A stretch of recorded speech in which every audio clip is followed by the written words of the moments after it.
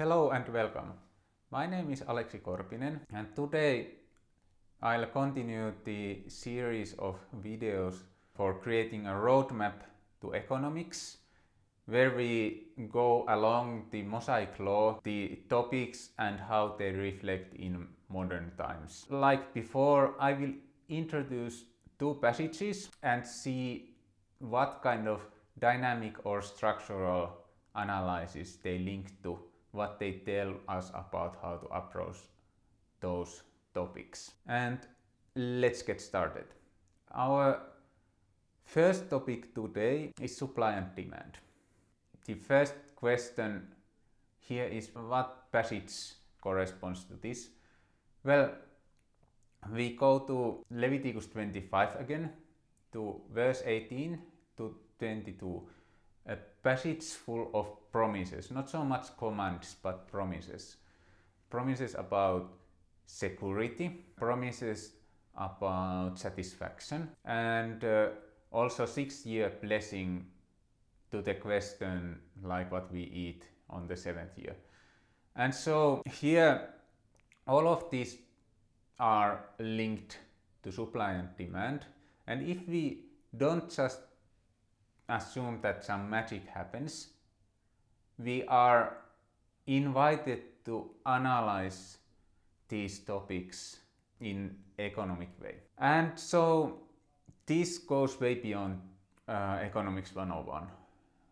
Very first topic, security. We have seen how important this is during the COVID pandemic when supply chains were crashing down. So here we need to extend the normal supply and demand analysis, not only look at theory, we need to go into practice how these things operate, and not only in normal times but in times of crisis. The second topic here is satisfaction, which is often very much sidelined in economics, often even assumed away, saying that okay, consumers are never satisfied, we don't analyze this thing.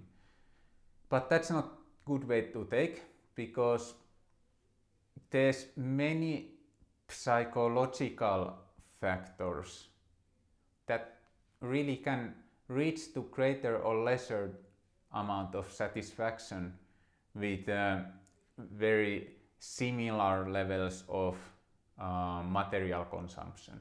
And if we don't analyze and handle this psychological side properly, we get tons of demand, tons of economic activity, of sorts of broken window. The actual needs do not get met in psychological level with this kind of consumerist consumption patterns, and that's a huge problem of efficiency if you really take that into analysis, and we are invited here to do so. The last topic, 6-year blessing. Well, that's often just taken as faith related explanation that okay, this is a test of faith for Israeli society. But if economist looks at this passage and reflects on it a little bit, there's a different taste coming to mouth.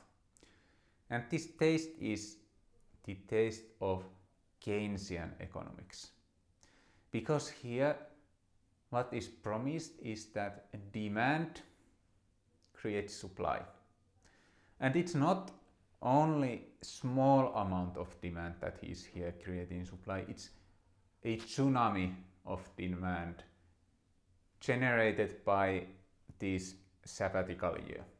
And this is a big deal. This is a huge deal, because this really explains why government in Mosaic law does so little, why it is so constrained, why it can be so constrained. The reason is that this cyclical economy stimulates itself. It doesn't need government stimulus. it would be like a drop in ocean, because this stimulus is so huge. It reorganizes the whole economic system around this spike of demand. And so we can use plenty of economic analysis to see how things change, but not all theories are equal here. Since basically we are moving to an economy that operates in very different way. Our current economy could be compared to a steam engine with its continuous operation, where things operate the same way through the time. But this sabbatical year system is more like internal combustion engine. And so to really understand internal combustion engine, we cannot use theory specific for the old system. We need to go into very physics, the microeconomics of things, where things originate. Since many of the macro theories are built on foundations that do not last this transition, they often fail to take into account very important cases, very important properties. And so it will also really separate true Keynesian economics from fake Keynesian economics that is quite popular these days. The second topic area of today is industrial organization. And where does this topic from the Jubilee side come from? Well, we go into Leviticus 25 again and continue reading to the land redemption laws. And as I have hinted already, this land corresponds to firms of modern times in our interpretation. And so a redemption of land needs to be somehow linked to industrial organization. And we actually find it from industrial organization literature. So in these passages, we are going to get extremely lucky because we have high quality theory available for us. It's not just very easy to find, but once we have found it, it's so perfect. So the transformation here will be from private firm to cooperatives. So instantly we see that market socialism might have something to say about this, and also industrial organization literature cooperative movement. But the usual problem with these kind of sources is that you get very biased view. Either cooperatives are superior in everything, or they are just horrible in every single way.